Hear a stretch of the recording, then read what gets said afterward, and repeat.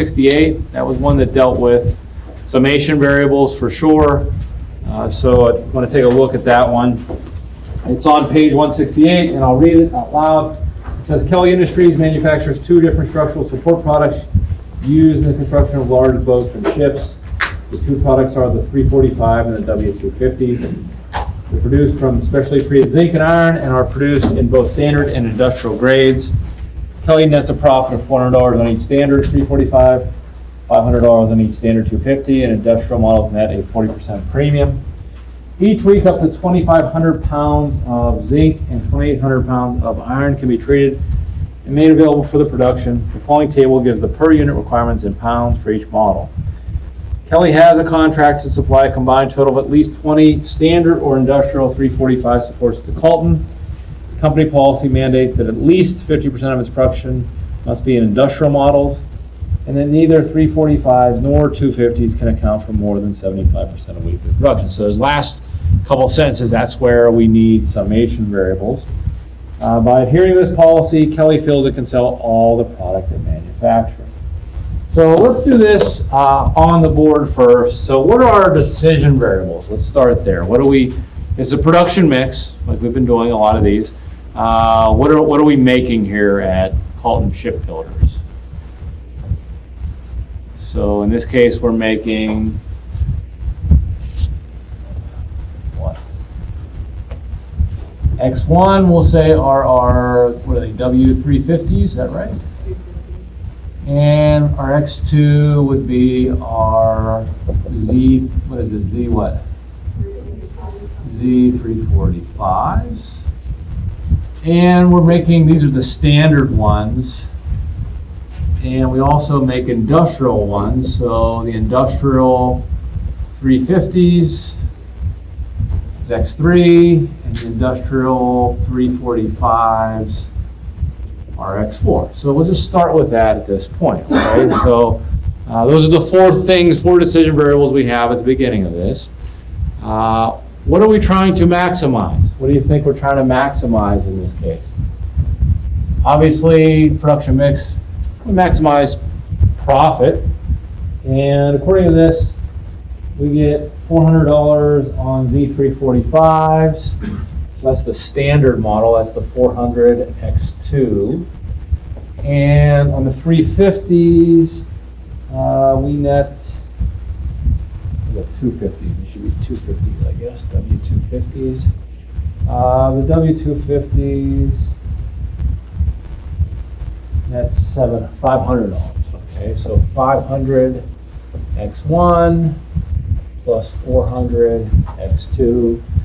The industrial grade models, from them we get a 40% premium.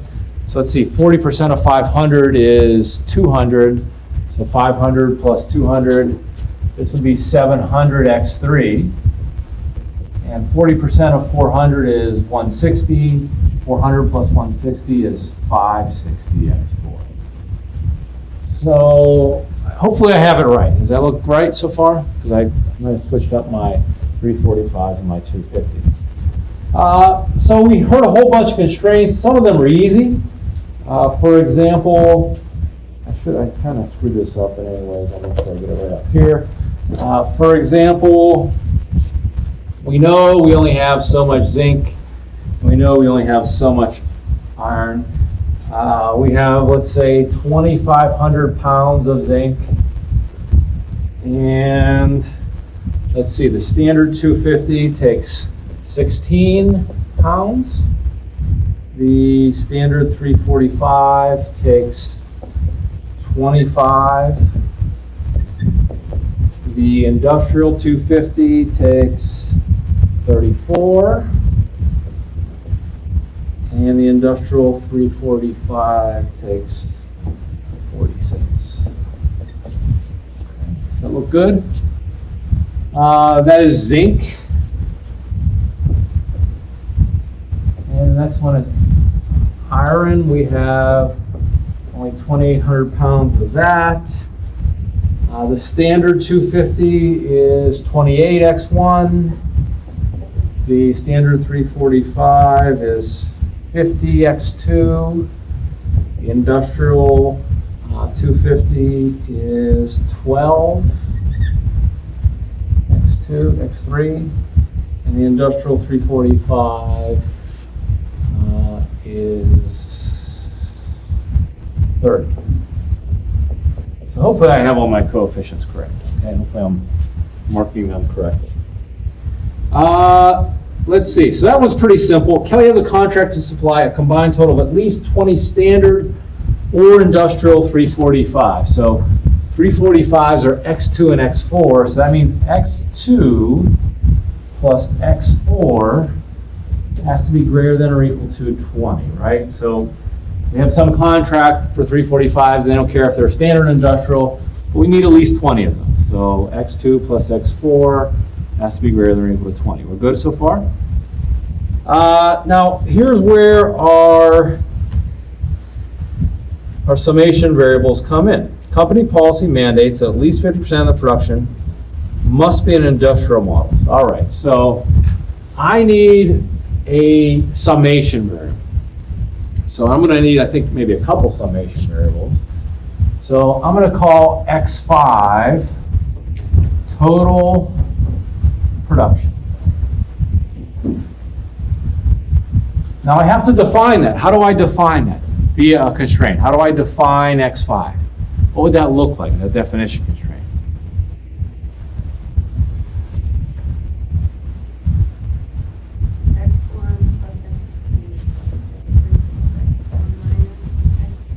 Very good. This constraint will force X5 to be the total of those four items. Okay, now I can use that. So it says mandates that at least 50% of production must be industrial models. So the industrial models are the 3 and 4. So X3 plus X4 has to be greater than or equal to 50% of X5. But remember, I want a coefficient over here. So I have to subtract 0.5 X5 from both sides. And that will leave me with 0 over here. So that'll do that. That'll make sure that at least 50% of total production is in industrial models. That's the first one. It also mandates that neither 345 models nor 250 can account for more than 75% of weekly production. So the 250 models are 1 and 3. So X1 plus X3 has to be less than or equal to 75% of X5. But once again, I want just to have a coefficient over here, so minus 0.75 X5 greater than or equal to 0. Lastly, we need to do the same thing with the 345s. X2 plus X4 minus 0.75 X5 less than or equal to 0. I don't think I need an integer constraint here. I just need to know that they're all positive, right? So all X greater than 0. Okay. So I think that's it. Did I capture everything? Yes.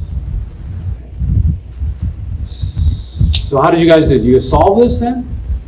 Let's go to Excel and try to solve it. Now my coefficients might be a little different than yours because it looks like I should have done standard then industrial 345s and standard industrial 250s, but I didn't. As long as I keep it consistent when I put it over to Excel, I should be okay. So let me fire up Excel.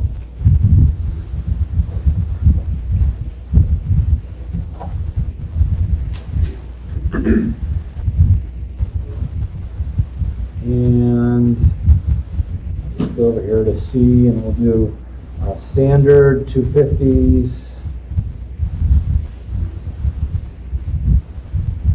And this is standard 345s, industrial 250s, and industrial 345s. I also have a total. So that total is actually a decision variable. So I need to treat it as a decision variable, and it needs to go up here with the other ones. Okay, so I'm just preloading all of these with the 1, right? So We really have, if you see up here, we really have 5 decision variables. Yes? Yes. Okay. So let's do our max. Let's see, our maximize. Whoops. Max. And we'll focus on the coefficients. They're 500, 400, 700, 560. And because there's no x5, the coefficient is understood to be what? 0. So I can put in 0 or I can leave it blank. It doesn't really matter. And then I'm going to put in my sum product. So I need to sum product all 5 things. I need to include C2 to the Hoyt of G2, C4, G4. And I need to make the C2, G2 static or absolute. Okay? So that's my profit. Now let's add my constraints. So the first one looks like it's zinc. Once again, I'm going to concentrate on my coefficients. We have 16, 25, 34, 46, 0. Copy that down. That has to be less than or equal to 2,500. My iron, 28, 50, 12, 30, 0, has to be less than or equal to 2,800.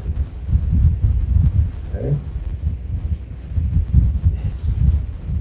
And here's what I'm going to do. Oops. I'm going to do this piecemeal because I think I recommended you do that. So let's do that myself. All right. So right now I know I've only captured this part of the equation. Okay, that part of the model, the decision variables, the objective function, and the top 2 constraints. But let's set it up in a solver anyways. Let's do it right now and solve it. Just make sure that things look okay at this point. Like things are working according to our setup. So I'm going to go to solver. I'm going to maximize. It looks like I'm going to maximize cell H4. I'm going to change variable cells, and I need to include C2 the whole way to G2. And I'm going to add a constraint that these two, H6 through H7, has to be less than or equal to G6, G7, or J6, J7. I'm going to use simplex LP. I'm going to make unconstrained variables non-negative. And at this point, I'm going to solve it, and it finds a solution. Okay, good. Now, if we see right now, we're making no 345. So that's a solution. But when we start adding in these constraints, that's not a good solution, right? It's going to change for sure, because we're going to add some constraints that say neither 250s nor 345s can account for more than 75% of total production. Right now, 250s account for 100% of total production, right? So we know our answer is going to change. And is our answer going to get better or worse? I know it's going to change. Is it going to get better or is it going to get worse? It's going to get worse, right? I put more constraints on something. I take away possibilities. I take away something that is more optimal, if you will. So let's go back and let's define. So we're going to say 1, 1, 1, -1. And that, I'm going to copy that down. And that equals 0. And let's add in the first one where x3s, God bless you, and x4s, well, they have to be greater than or equal to 50%. So this one's violated, so let's just do that. So minus 0.5. And let's copy that down. Has to be greater than or equal to 0.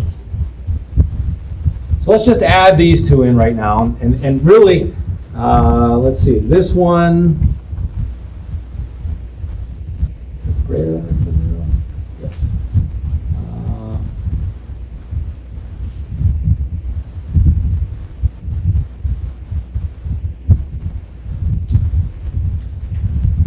Okay, so let's tell it about these. So solve, add.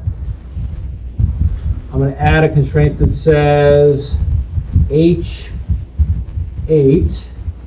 has to be equal to J8.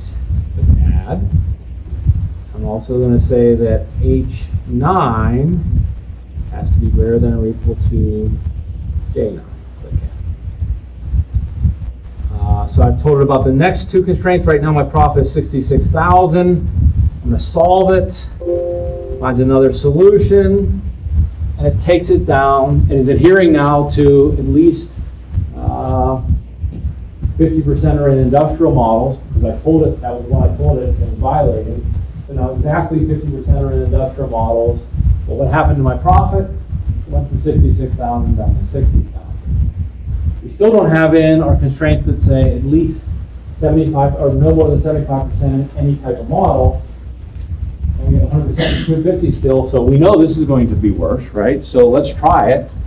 So we're going to say the 250s, which is C and E, negative 0.75, has to be less than or equal to 0. And the 345s, copy that thing down, has to be also less than or equal to 0. And now I need to tell solver about that. So I'm going to tell it about both of those at once. H10 through H11 has to be less than or equal to J10 through J11. Now we solve. It finds me a solution. I'm going to keep the sensitivity report because I think now I have everything added in. And my profit does go down from 60,000 to 52,000, but I'm adhering to all my constraints. Nothing accounts for more than 75% of total production. At least 50% of my manufacturing is in industrial models, actually exactly 50%. One thing I didn't put in here, that contract, I forget that contract. We have a contract for 20, it's probably a total of at least 20 standard or industrial 345s. And it looks like that's not going to be binding, but let's put it in anyway. So I'm going to put in contract. So the standard 345s and industrial 345s, that's 0, has to be greater than or equal to 20. So I tell it about that. That's H12 has to be greater than or equal to J12. And this isn't going to change because why? Because that wasn't binding in the first place. So I'm not violating it, so it doesn't hurt me at all. I'm still making $52,000, right? So this is, it's a pretty deep one, but it uses,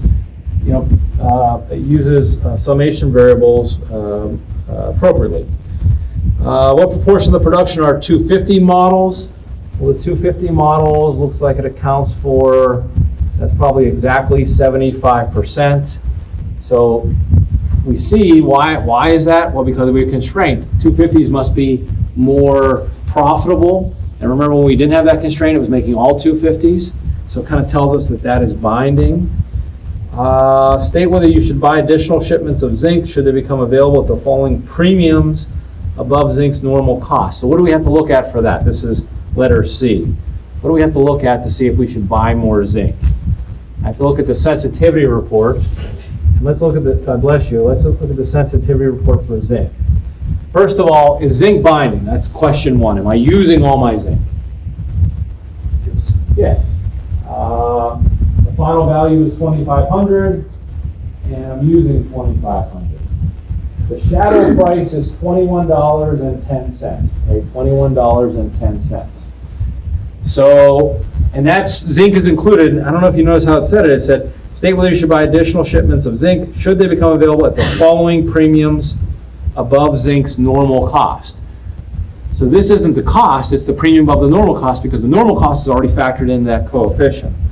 So 100 pounds for $1,500. That means at $15 a pound, should we buy the extra zinc? We should, right? Because we get $21 more. So 15, yes, that means $6. And are we allowed to buy 100? Yeah, the allowable increase is $4.92. So yeah, we're good. That's a winner. Part 1 says yes. 100 pounds for $2,600. Should we do that deal? So that's $26 a pound. Should we do that deal? No. 26 is greater than 21. No good. 800 pounds for $10,000. So that's not a bad deal at all. But what? Well, the allowable increase is $4.92, and we're saying buy 800 pounds. So what's happening there? Why is the allowable increase only? So I should buy it because what is that? 800 pounds for $10,000.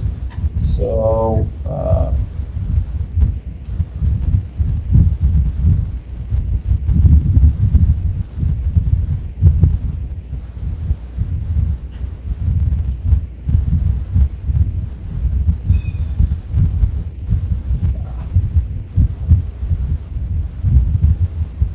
like $12.50 a pound, so that's a great deal for us.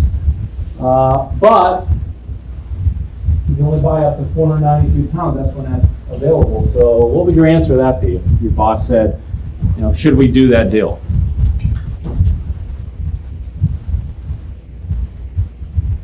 What do you think? So $12.50, but I make an extra $26 or $21 for every pound. 800 pounds for $10,000, so it's $12.50 a pound. Should I do that? Should I go forward with it?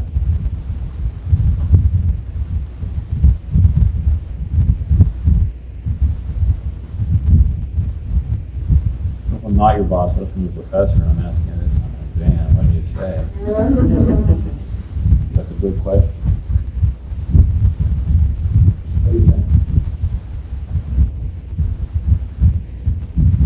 Can't be wrong because I made it right, whatever you say. I mean, most of your words and your answers. So. Well, it's kind of a yes, right, Steve? Because think about it. For the first 492 pounds, yes? And that's what it's saying. The range of feasibility is 492. That's how much we can buy. So every additional pound we get up to an additional 492 pounds will yield us $21. So if we're only paying $12, $12.50, something like that, let's say that's $9 extra. So for that 492, we're good, right? Let's get $9 for every pound we buy. But the only thing is, why does it stop here? Why does it stop at 492? Because what happens at 492? Why is that shadow price only available up to 492? Because what do you think happens once we get beyond that range? Right, something else becomes binding, right? So what that's going to allow us to do is we buy more zinc, great, we can build more product, make more profit, yes? And we can say we can assume we are selling these. The problem is, well, if I get up to an extra 492 pounds, then maybe iron, something else becomes binding, right? So I can't really answer this just by the sensitivity report. I would have to do, a little more analysis. Maybe I'd plug that in and see what happens, right? So that's and here's the other thing, like in the scope of this problem, you might say, well, yeah, I can only do that for 492 pounds, but in the scope of running a business, you might say, well, I'm not done building whatever the hell we're building today. So if I can get zinc at $12.50, well, it was a premium above the normal price, but maybe I would, maybe I wouldn't. It depends. I have to look at, do I need that in inventory, right? So that might not be in the scope of the problem. Does that make sense? When we build these problems, they're for like, one production run, and that's why they still need you, right? They still need a person, a manager to say, well, this is what the model's showing me, but I also know that we have a big week coming up, and I'm worried about the zinc market because it's going to crash, and I think we should buy now. Those kind of things. That's where the managerial part comes into play. But this gives you some information, right? This gives you some information. So I know it doesn't ask you this in the book, but what would you say about 345s? Industrial 345s. Why are we not making industrial 345s? We're not making any. Why not? They're not as profitable, and in fact, my boss's next question would be, well, how much more profitable would they have to become before I start making them, before it makes sense for me to make them? What would you say? What would your answer to that question be? Reduced cost is $103.03. So if we can charge $103 more or reduce the cost that goes into those by $103, then this is telling us it makes sense at that price to make them. And if my boss says, well, hell with it, I want to make some 345, we'll say, sure, we can do that, but for every one we make, right, it's going to take resources away from these other more profitable things, and in essence, every one we make is going to cost us $103 on the net side, right? That's what the reduced cost is telling us. And what if, okay, so the standard 250s, the cost people said we make $500 for every one of those we make. But they aren't always right. In fact, traditionally they're off by a factor of 10% either way, right? They're pretty good, right? They're usually off by plus or minus 10%.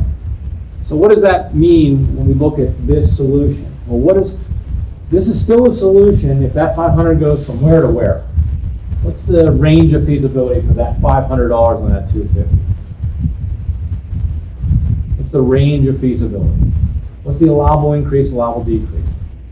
The allowable increase is $106, so that means 606. And the allowable decrease is 100, let's just call it 150 to make my math easy. So 350. So that's the range of feasibility. So what that's saying is, I know we plugged in here 500, but this is still the right mix to make, whether that value is anywhere from $350 to $606, right? So if my cost management expert says, hey, it's $500, but I'm winging that, so it's plus or minus 50%, I still have a lot of trust in my model, yes, because 550 to 450 is in that range. I'm like, okay, even if it's off plus or minus 10%, it still looks like a pretty damn good solution, right? So it talks about like, hey, not only is this a solution, but this is what we call like a robust solution, right? It's not valid in just like a very small window, right? It's even if we're off by a factor of, how this one we can go up from 400, we can go up 300, down 100. So we see there's a lot of there's a lot of play in that range of feasibility. So that tells me something. So just having your solution is nice, right? That's great. That's a good thing. But what's really useful is when I start doing the what-if questions, the managerial questions, like how can we do more? Or what's holding us back? Or what if we were able to acquire this? Or someone overtime, how much should we want to pay? Should we staff someone? And that's what managers do. They have finite resources, whatever those be, materials, men, labor, money, so capital. So how we best use those resources. That's what we're trying to do with managers. So I thought that was a good one. It was it's pretty in depth. There's a lot of things going on, and it was kind of relatable because it is a production mix, and it's kind of easy to visualize making things. So any questions? Anything else part of the homework? Did I give you any integer ones for homework? I can't recall. I know we went over some integer ones. Didn't we do that MECO consulting model? And yes? Did I give you any integer ones? No? Let's do one then. Let's do one, and I wish I could project, but I don't know what's wrong with my document camera here. What's that? I don't think it was. No, I don't think it was. What I'd like to do, you guys all have your books though, right? I don't know why my projector's not working.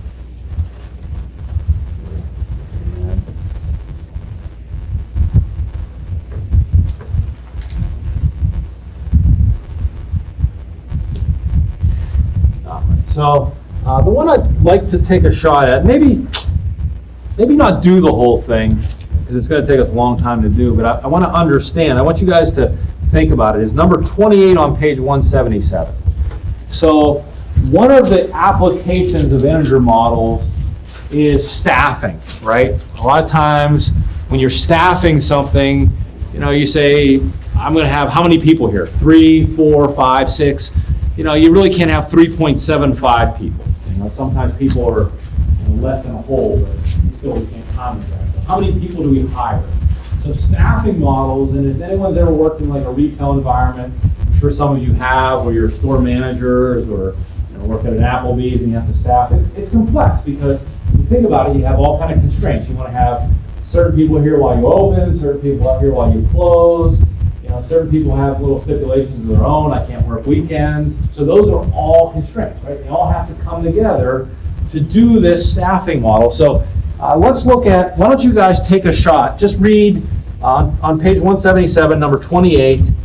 I want you to read that, and then we're going to get back together, and I want you to think about how we set that up. So we're going to go those three things. What are our decision variables? What are we trying to maximize or minimize here at Burger Boy? And what are our constraints?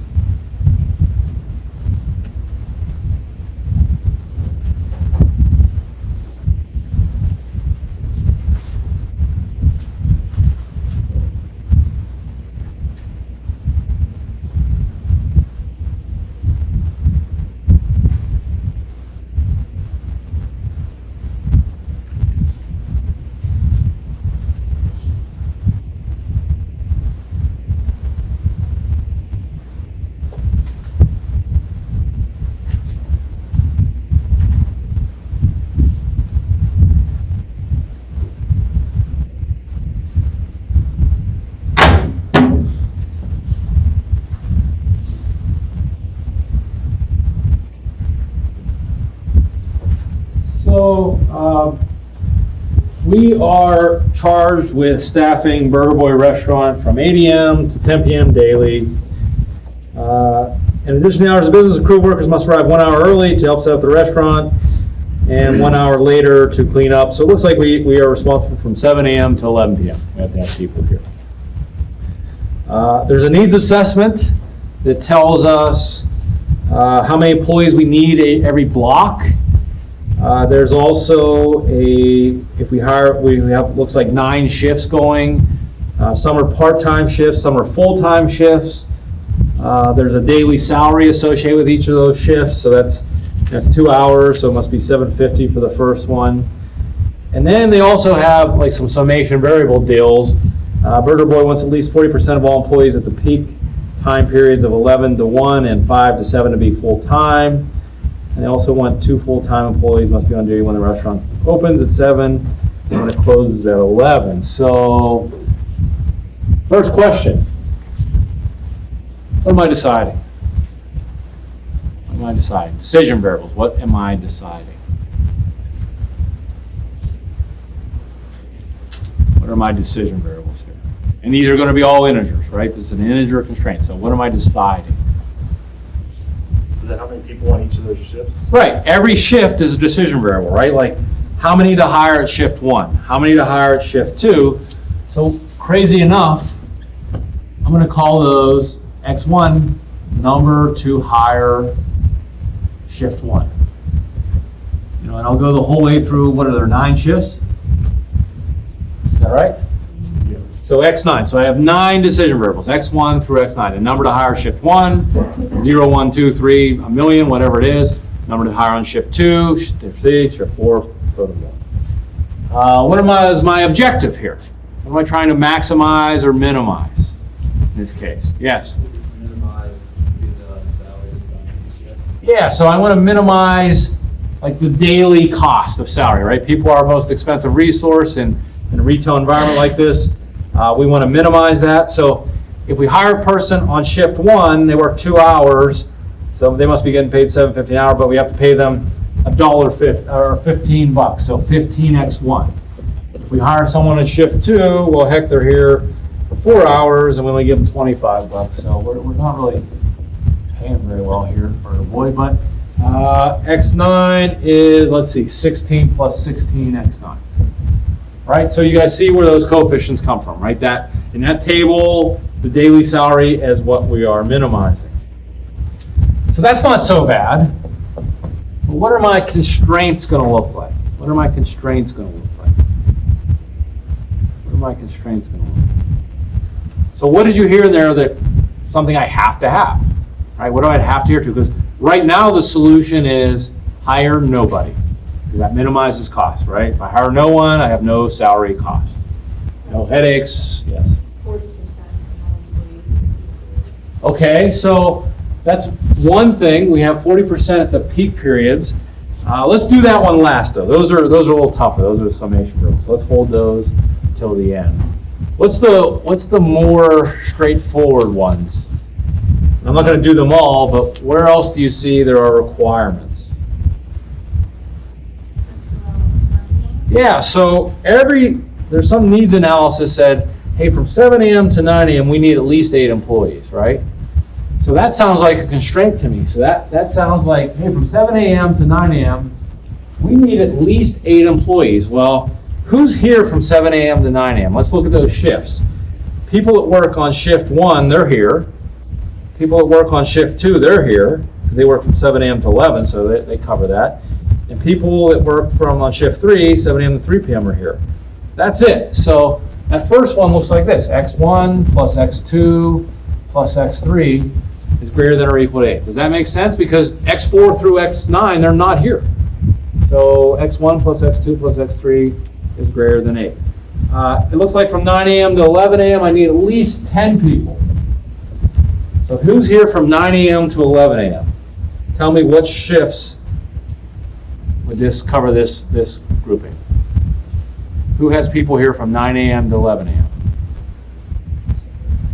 Shift 2 people are here, and who else? Shift 3, that's it. So X2 plus X3 is greater than or equal to 10. And let's see, 11 a.m. to 1 p.m., that's, my busy time, so I need at least 22. Who's here from 11 a.m. to 1 p.m.? It looks like 1 people aren't, are they? 7 a.m. to 9 a.m. 3 people are here, and 4 people are here. Looks like 5 people are here too, right? 11 a.m. to 7 p.m. So it would be x3 plus x4 plus x5 greater than or equal to 22. So I would have, and I'm not going to do them all, because it's kind of boring, but I would have a constraint for every one of those 2-hour time blocks. Does that make sense? Because I have to have those people here. Yes? Yes. So that would be, what do we have? How many time blocks do we have? 4, 8. So we'd have to have 8 constraints. So that's good. Now let's get to Burger Boy wants at least 40% of all employees at the peak time periods of 11 a.m. to 1 p.m. to be full-time employees. Well, I can do this a couple different ways. I'll do this without a summation variable. Okay, so who's here from 11 a.m. to 1 p.m.? That's our busy time. Who's here from 11 a.m. to 1 p.m.? Our 3s, 4s, and 5s. Is that right? Our 3, 4s, and 5s. Of those, which ones are full-time? Only the who? Oh, the 3s and 5s are full-time. Okay. So then we would have a constraint that says x3 plus x5, those are our full-times, has to be greater than or equal to 40% of the x3s plus x4s plus x5s. Because that's the total people here at 11 a.m. to 1 p.m., right? x3 plus x4 plus x5. I would need to get this, so there's only a coefficient over there. So remember what we could do. We would multiply that through, so we'd have 0.40 x3 plus 0.40 x4 plus 0.40 x5. And then I would need to subtract that from both sides. So one thing I do to one side of the equation, I have to do to the other. This becomes 0. This becomes 0.6 x3 minus 0.4 x4 plus 0.6 x5 greater than or equal to 0. That's ugly, but it works, right? That's ugly, but it works. Does that make sense? The other thing I could have done is I could create a summation variable, x10, and I could have said x3 plus x4 plus x5 minus x10 is equal to 0. And then x10 represents everyone here doing lunch, right? And then I could have said x3 plus x5 minus 0.4 x10 greater than or equal to 0. That would have done the same thing, right? But this works as well. And I'd have to do the similar thing for 5 p.m. to 7 p.m. At least 2 full-time employees must be on duty when the restaurant opens at 7 and when it closes at 11. Well, who's here at 7? Just 1, 2s, and 3s. And of those, the only ones that are full-time are 3s. So that's easy. x3 greater than or equal to 2. And who's here at closing? It looks like 7, 8s, and 9s. The only ones of those that are full-time are the 7s. So x7 is greater than or equal to 2. And then all x are in. So that's a big one, right? And that's only, that's not a, complicated, it's a complicated staffing model when we do it manually, right? But, think of a big retail environment, it's probably not a real complicated thing. Because we didn't factor in like, hey, Jane doesn't want to work on Saturdays, or this person's on vacation, or whatever it might be. And usually when you work in that kind of environment, they have software that does that, right? And the software has this kind of stuff embedded in it behind the scenes. This makes sense? Yes? Staffing model. And all the X's would have to be in. So here's what I want you to do. For homework, we're not done, but for homework, do 28. Like we set it up, but finish it and do it on Excel, or give it a shot on Excel. Okay.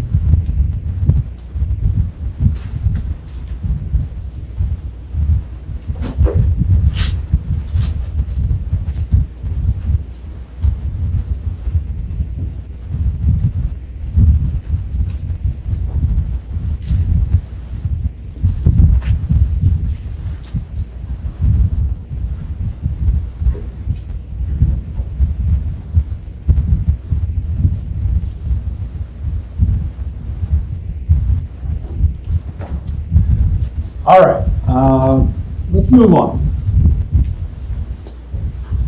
And we talked about integer, but there's also constraints known as binary. And when we think about binary, binary means that it can have two states, right? It's either yes or no. It's either on or off. It's either go or no. So anytime we're trying to model something that is a yes or no decision, or hey, do that project or don't do that project, binary variables are very, very useful. Okay, that's when we want to utilize binary variables. So let me give you an example, and let's think about it. Let's say x1. Well, let's do this. Let's say G is build a female dorm. And we'll say M, let's say F is build a female dorm, and M is build a male dorm.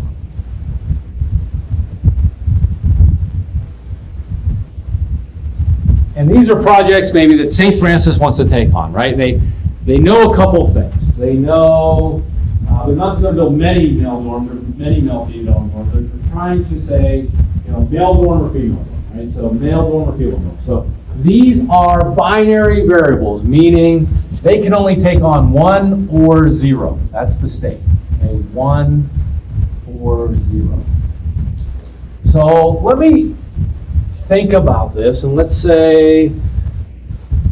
me make up some situations, and you tell me how I would model it. Okay, so what if I said,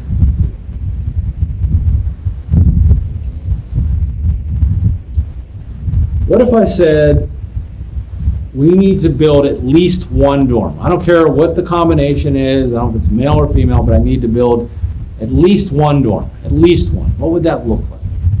If I need to build at least one dorm, what would that look like? Yes?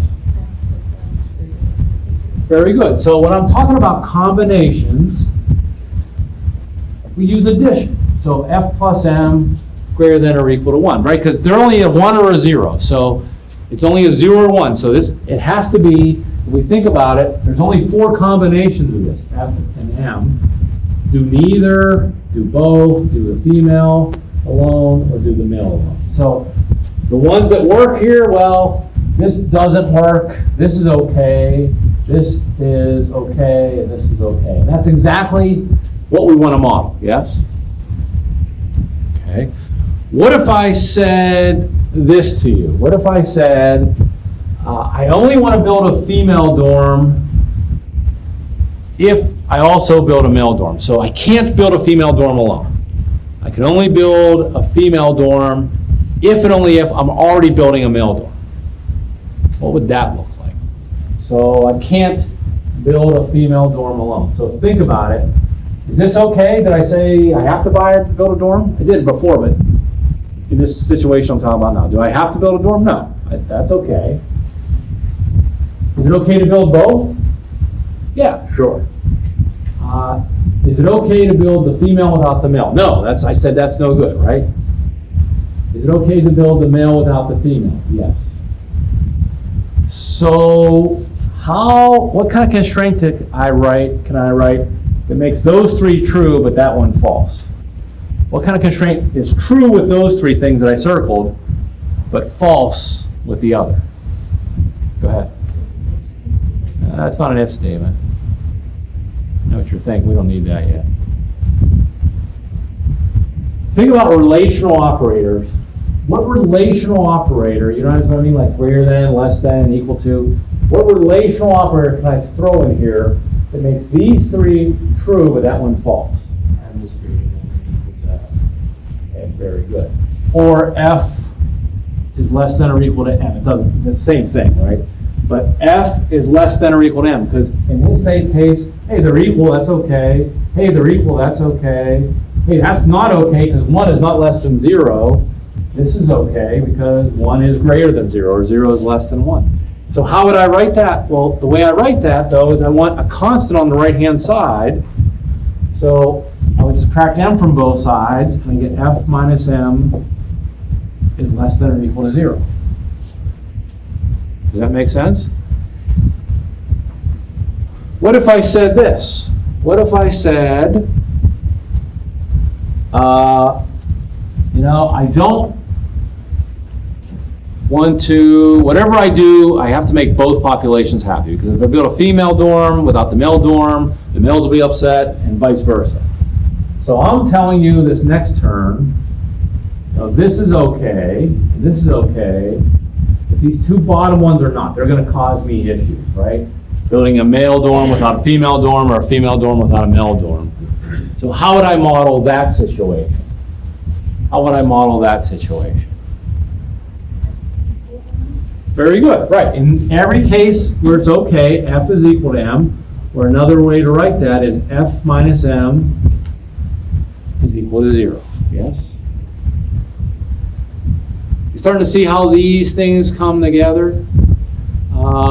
And I know this is stupid, but let's say male dorm cost $8 million to build, and female dorm costs $12 million. And we say we only have $20 million available. Now let's say it's $15 million available.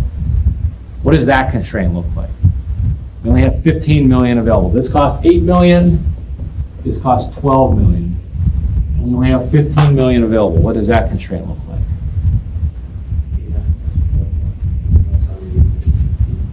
12F plus 8M is less than or equal to 15. Because think about it. If we build it, it's a 1. 1 times 12, hey, we accrue all the costs, right? If we don't build it, F is a 0. 0 times 12 is 0. We don't get any of the costs. So it models that elegantly, right? Because it's a no-go situation. You guys following this? Now, these aren't the most straightforward things to think of. And the reason for that is we don't typically think in binary. We think in base 10, or we just don't think that way. But after you write a few of these, I think it becomes easier and easier. And I apologize I can't project this, but I gave you one last week, okay? And you may have it. Hopefully you kept it. I think I have some extra copies if you don't. But it looks like this. It said, Nico, we did that integer one up top. And on the bottom, we have a Salem City Council example. So I do have some extra ones of those if anybody needs it. It's also in the book. Who needs one?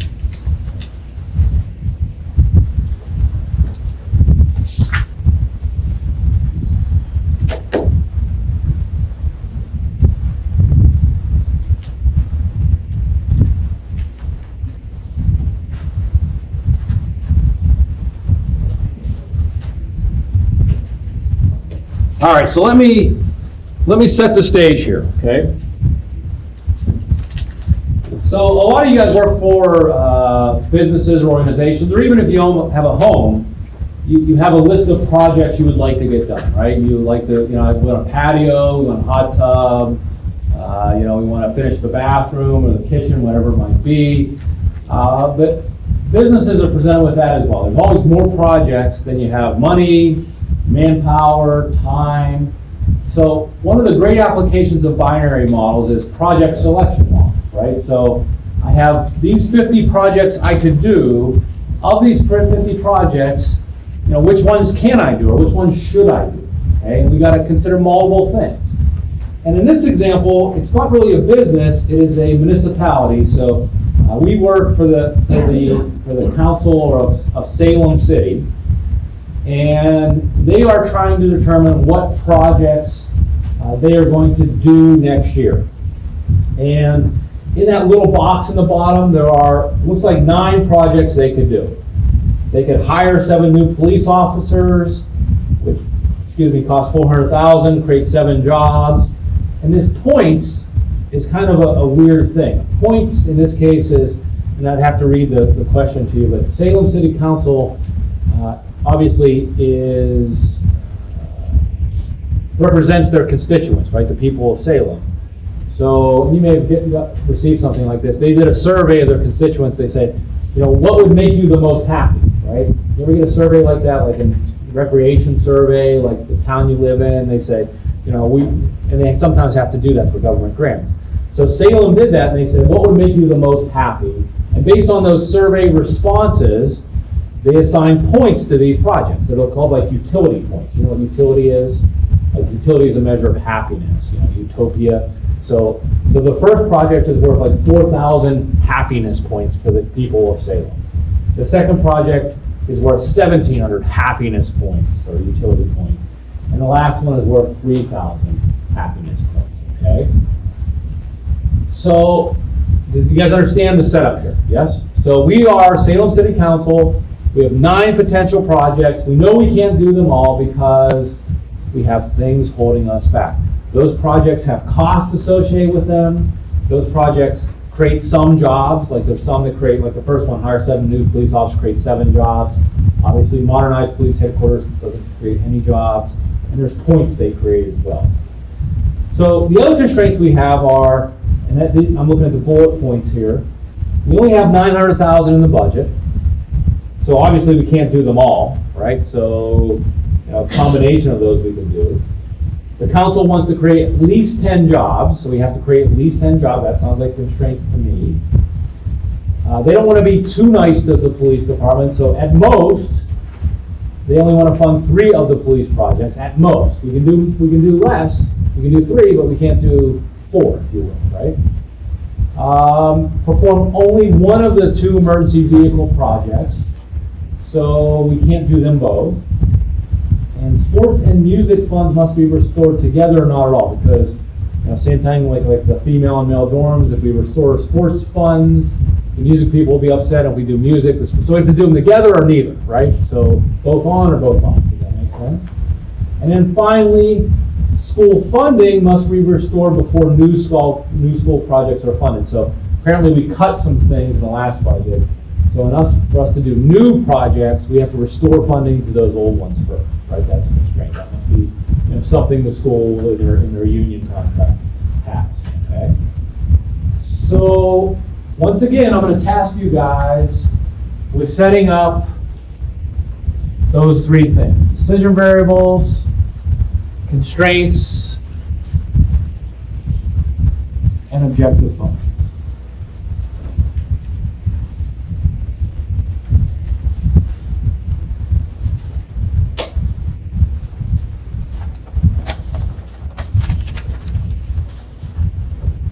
So what are my decision variables? Start there. What's my decision variables? Review projects. Sure, yes, because I either do them or I don't do them, right? So my decision variables are X1 for project 1 through X9 respectively, right, for project 9. And those are, I'll just write it up here, those are binary. I either do them or I don't do them. They're either 0s or 1s. Very good. I don't know if you were able to ascertain through my little spiel, but what do you think we're trying to minimize or maximize if we're Salem City Council and we know people vote for us and then we represent the people? What do you think we're trying to maximize or minimize? Yeah, we want to maximize utility, our constituent happiness.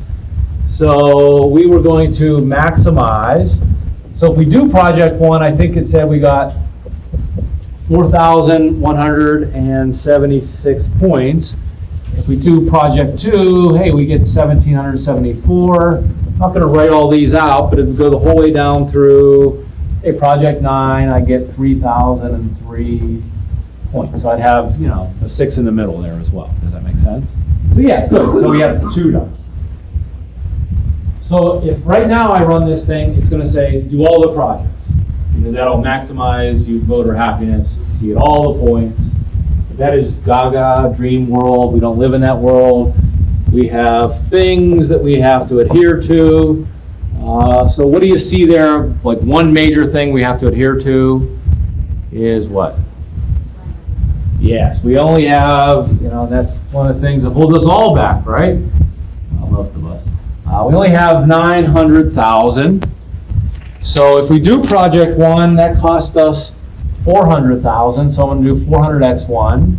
If I do project 2, that costs me 350.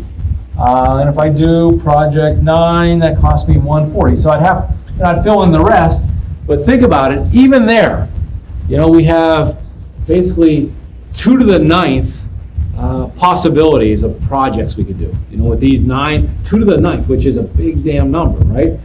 And I can't think of all those combinations. It would take me a long time to do that. And further, I can't think of the combinations of those projects that are under 900,000, right? Because I know it's not all of them. There's some that are and some that aren't, but Solver can do it pretty damn quick, right? So that would be my budget. Very good. So let's just knock those off. They're kind of bullet point. $900,000 budget, got that covered. What's the next one we have to cover? Go ahead. Very good. 10 jobs. So at least means greater than or equal to 10. And some of these create jobs and some of these don't. If we do the police project, fantastic, we get 7. If we do project 2, we don't get any jobs. If we do project 3, we get 1, and the whole way down to plus 2x9. So there you go. That would model that. And once again, just like that project, there's a lot of combinations. What are the combinations that create 10 jobs? I'm not sure. Let Solver worry about that. How about number 3? Fund at most 3 of the police projects. Those police projects are 1, 2, 3, and 4. Give bonuses. So X1, X2, X3, and X4 are all police related. And it says fund at most 3. So I can do 0, I can do 1, I can do 2, I can do 3, I can't do 4. So how would you write that one? We're talking about combinations or totals. I should add, and it would look like this. X1 plus X2 plus X3 plus X4 is less than or equal to 3. It's okay to do only 1 of the police projects. It's okay to do 0. It's okay to do 2. It's okay to do 3. It's not okay to do all of them. They all can't be on, right? If they're all on, they're all 1s. 1 plus 1 plus 1, 4. Violates the constraint.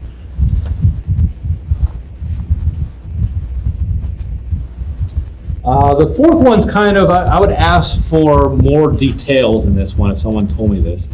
It says perform only 1 of the 2 emergency vehicle projects. So I would ask, do you mean perform 1 and 1 only? You must perform 1? If someone said that to me, and that sounds I don't know if that's how I'm reading it or not. Perform only 1 of, or at most 1. There's a difference there, right? So let's say it's telling me at most 1. So the 2 emergency vehicle projects are 3 and 5. 2 new police cars and buy new fire truck. So X3 plus X5 has to be less than or equal to 1. That's saying, no more than 1. If it said I had to do 1 or the 2, what would that look like? How would that change if I say I have to do at least 1 of the 2? It would be equal to 1. Very good. And I'd have to read the question, so as long as you get the gist of it, I don't care.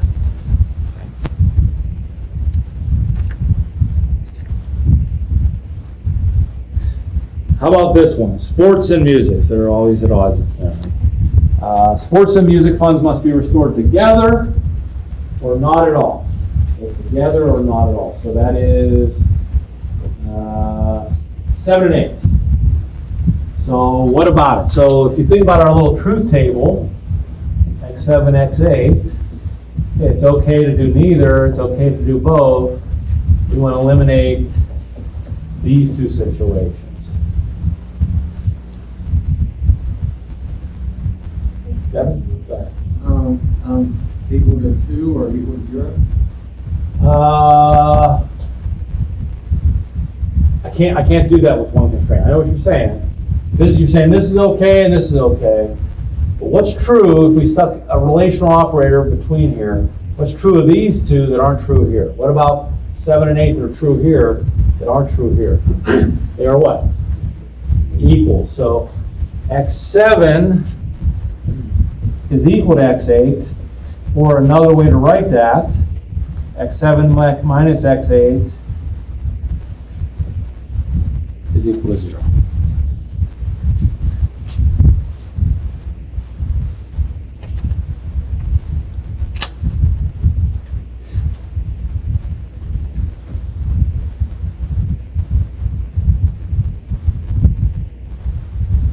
Now this next one is actually two constraints. Okay, school funding must be restored before new school projects are funded. So let's look at sports programs and new computers. So those are X7 and X9. Okay, that's the first constraint we have to worry about. So it's okay to do neither. It's okay to do both. It's okay to do X7 without X9. But it's not okay to buy new computers for the high school because it says, according to our contract, we have to restore programs we cut before we fund new ones. So what is true of these three that's not true here? Tara? I thought, Yeah. what did you say? No, because right now, the way this is worded, we have to look at combination of new and those are restored. So we're going to look at the new computers versus restoring custom sports programs, and then we're going to have to look at buying new computers versus school music. So this one line becomes two separate constraints. There's not a way for me to encapsulate that into one thing.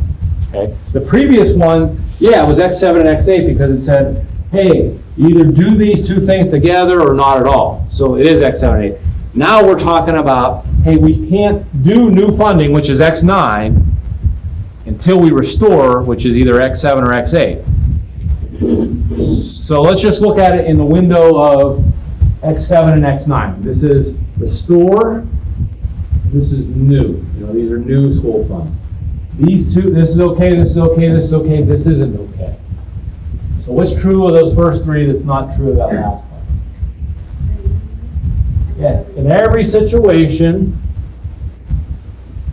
okay, X7 is greater than or equal to X9. You think about it, it's higher priority, so it's greater, right? So it makes sense. So X7 is greater than or equal to X9, or another way to write that is X7 minus X9 is greater than or equal to 0. Now, that takes care of the sports programs won't get done until we restore the funds for, I'm sorry, the new computers won't get done until we restore the funds for sports, but we didn't do music, so we have to do the same thing with music.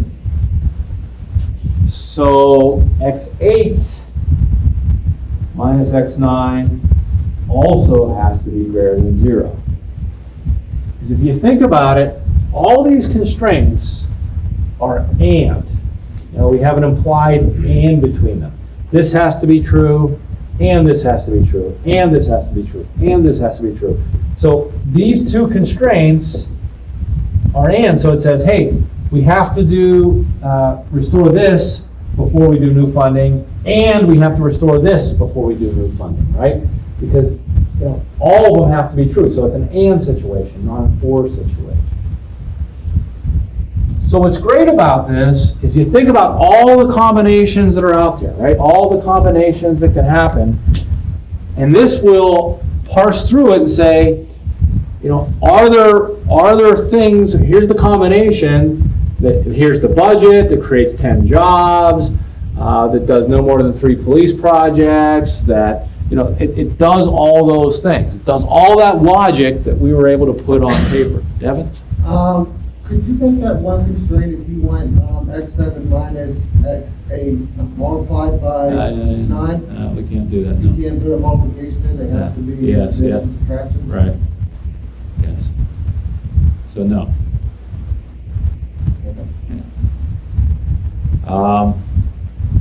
Yeah, it's got to be two separate. So if anyone's ever worked for a company that does this kind of stuff, right, like has a backlog of projects. I used to work for M&T Bank, seems like forever ago. But I was in charge of like some IT systems. And we had clients, they were internal clients, but they had projects that they wanted us to do every year. And they had, maybe 50 projects, and we could only do so many of them. And we assigned a cost to them, a number of hours, and we'd have meetings, with these clients, and these are internal clients, and we'd decide, okay, what are we going to work on this quarter or this year? And sometimes, I would always try to look at it like really logically. Like what are the things that are bring the most value to the bank? What has the most profit? But a lot of times, what ended up happening in a business situation is, the person with the biggest title that yells the loudest, gets what he or she wants, right? That happens a lot of times. This, though, takes out the politicalness of it, right? When you just make a model and say, this is what the model says, well, if we want to override the model, fine, but that's not because it's mathematically better to do or strategically better to do. It's because we're trying to please this person or please that person. And a lot of times, like here we're maximizing utility points or happiness points. But in the business world, we look at doing projects as an investment, right? Like if you do a project, you're looking at it as an investment. So how do we measure investments? How do we measure how investments do? Yeah, return. Like we look at measures like net present value. You guys know what net present value of a project is? Yes. You've seen that in the finance class in MBA, maybe? Yes. Things to that effect. Okay, net present value is one you typically use in this situation. It's dollars, we say. And then there's projects we have to do, right? Because maybe the federal government's making us do it. So hey, we don't want to do it because it's not going to make us any money. But in order to stay in business, the regulators are going to come in, so we better do this project. Yes, we have to do this project. Yes, it's going to add to the cost, but hey, that's the cost of doing business. So the best example of when these binary models are applied are in these kinds of situations. So let's do one more thing. And I know do you guys need a break? All right, take a break. Take like a 10-minute break. It's my wife's birthday. I've been home all day, so I'm going to try to pound. We want to go without Nate? We just go without Nate? All right, I'll do that.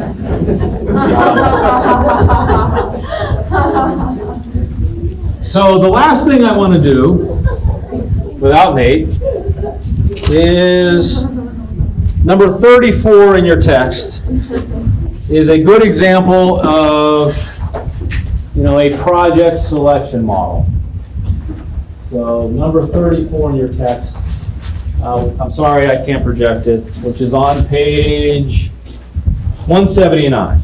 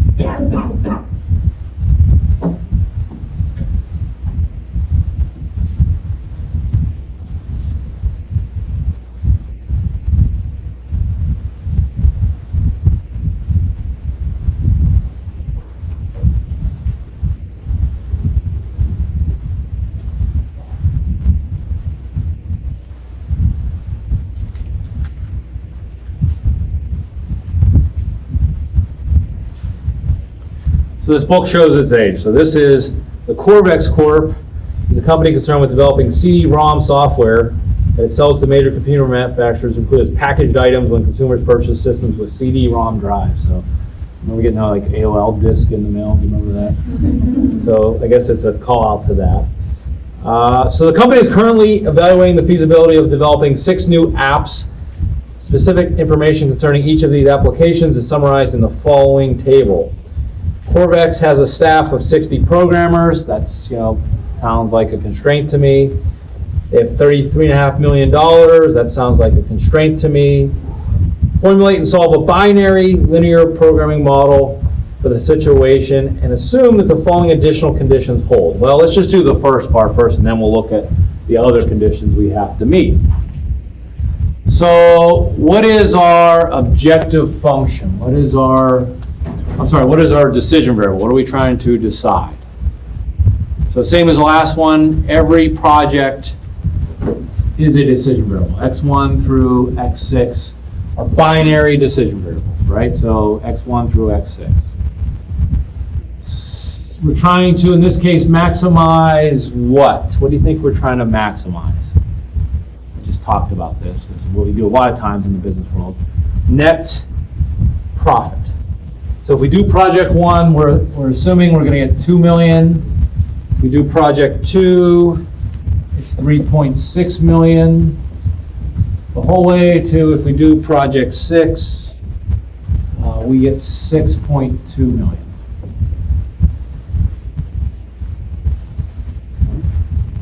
And I don't have to, because it's all in millions, I don't have to put all the zeros, right? As long as I keep it consistent, I can do it in millions. So we're good. We only have 60 programmers, so that sounds like a constraint. So less than or equal to 60. If I do project 1, it takes 6. If I do project 2, it takes 18.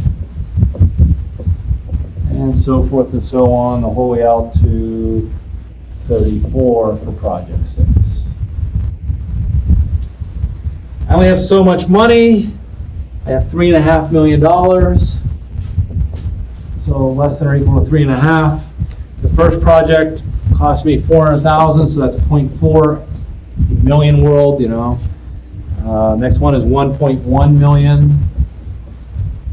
And the last one is, looks like 1.8. Okay, so it's all plus. Okay, now let's look at the little bullet points, because this is when the binary constraints kind of kick in. It is anticipated that those interested in application 4 will also be interested in application 5 and vice versa. Thus, if either 4 or 5 is developed, the other one must also be developed. So we're saying 4 and 5, we either do them not at all or together. We can't do one without the other. So how would we model that? X4 and X5 either have to be on or both off. So how would we model that? Very good. X4 is equal to X5, or X4 minus X5 is equal to 0, right? The underlying concepts of application 2 make sense only if application 1 is included in the package. Thus, application 2 will be developed only if application 1 is developed. So what that's saying is, I can't do application 2 alone. I can do neither, I can do both, I can do one without 2, but I can't do application 2 without application 1. It only makes sense to do it if, with application 1. So what's true in those 3 that are circled that's not true in that one that's not? Very good. X1 minus X2 is greater than or equal to 0. You guys see that? Applications 3 and 6 have similar themes. Thus, if application 3 is developed, application 6 will not be developed, and vice versa. So 3 and 6 are too similar, so we don't want to do them together. It's okay to do neither. It's okay to do 6 without 3, and it's okay to do 3 without 6. But I don't want to turn them both on. So the combination of the two has to be less than or equal to what? X3 plus X6 has to be less than or equal to 1. They can't both be on. They can't both sum up be on, and that'll sum the 2. So I've eliminated that.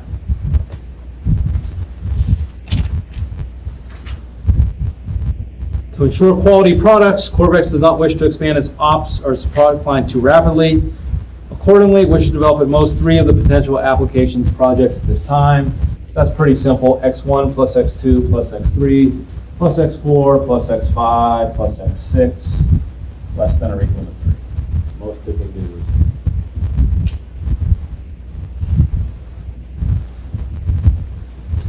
Now, how we enter these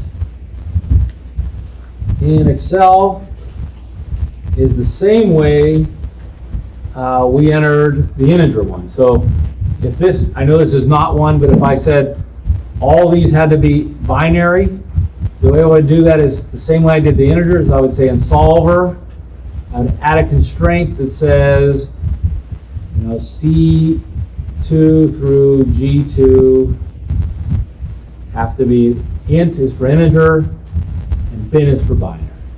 Okay, so that's how I tell it has to be binary. I do it via constraint. So instead of just writing all X are binary, I do it via that constraint. So here is what I'd like you to do for homework. Now, we set up 28 and 34, I think, in class, but I want you to do 28, 34, 35, and 38 for homework, but I want you to solve them with Excel. So I want you to, set them up and take them the whole way to their conclusion, okay? 28, 34, 35, and 38. The other thing before we get going is I want to let you know our midterm exam is in 2 weeks, which is crazy, right? 2 weeks from today. So as promised, on Blackboard under take-home exams, you'll see a folder called midterm exam, and you'll see midterm exam take-home fall 2016 out here. It's a Word document, and there are 4 problems. Okay. The first one is a production mix, so we've done the hell out of those. So these you're going to set up in Excel, solve them, and I always ask questions after, like, what is the optimal profit? What constraints are binding? Interpret at least one shadow price. What is the range of optimality for both standard and oversized brackets? So you'll solve it, and then you'll answer those questions. Now, I want this, I don't care how you present it, for a little bit, but you have to bring it into class in hard copy format. Okay, I don't care about fonts or anything like that. Make sure I can read it. Make sure it's stapled together or paper clipped or something. But you don't have to have a cover page. Make sure your name's on it. It doesn't have to be like an elegant thing. Okay, but I do want it in hard copy. Okay, so if you want to copy and paste everything in the Word document, like do the work in Excel and copy it in the Word, and then you'll have the Excel spreadsheet there. Sometimes that works better. I don't know if you guys, I'm sure you know this, but if I take like, say this is my solution, I could take that, copy it, and then if I go into like Word, a blank document, I can paste it as like a picture. So if I do paste special, I paste it as a bitmap, it pastes it like a picture, and I can size it. And then down below I could write like, here, blah, blah, blah, so I could present it that way, okay? Because I don't want like, I just want one hard copy. So that's number 1. Number 2 is in your book. So it says do 336 parts A and B only on page 180 of our textbook. This, number 3, you'll see is a staffing model. So we already did a couple of those. That's going to be an integer one. 36, by the way, is also, I think it's integer. And number 4 is requires you to use summation variables. Okay? So 1 through 4, that's all. There's always, questions I ask. So not just presenting your answer, but interpreting your answers. Making decisions based on your model. That's due in 2 weeks to begin, and then the day we take the midterm exam. I think it's October. What's that? Yeah, now if it asks you to interpret like the shadow price, sure, I would copy and paste not only your answer, but I'd take that sensitivity report and copy and paste that below as well. So, yeah, and I think most of them ask for the sensitivity report. Go ahead. Now, you don't have to do that. Like what Sarah asked, is should you show the equations? You can do that. I don't know if you guys know, if you do like control and then the tilde key, it's up by the 1, control tilde, that'll show you the equations. You can do that if you like, you don't have to do it. I can usually, if you do something wrong, I can usually figure out what you did wrong without seeing the formulas actually. It's up to you. A lot of people do like to write out the objective functions and constraints just before they put it in Solver, so that helps me figure out what you did wrong as well. Other questions? So, you have a week to review that. So if you leave here and you look at it and you say, I don't understand what you're asking for with that question, come back next class and ask. All right, next week we'll do chapter 4. Chapter 4 is network models. You're going to like that a little bit better because instead of building everything from the ground up like we've been doing, we're going to use like some templates that already have solver embedded in them. This is kind of an odd math class in that I think it gets easier as we go because you kind of start in the dirt at the beginning and then we say, well, now we understand those things. Let's use models that are already set up that are based on those things. Okay, so we'll talk about network models next week. So have a good evening. We'll see you. I have a question. The number numbers? Yeah. Next article. Next article or the next discussion?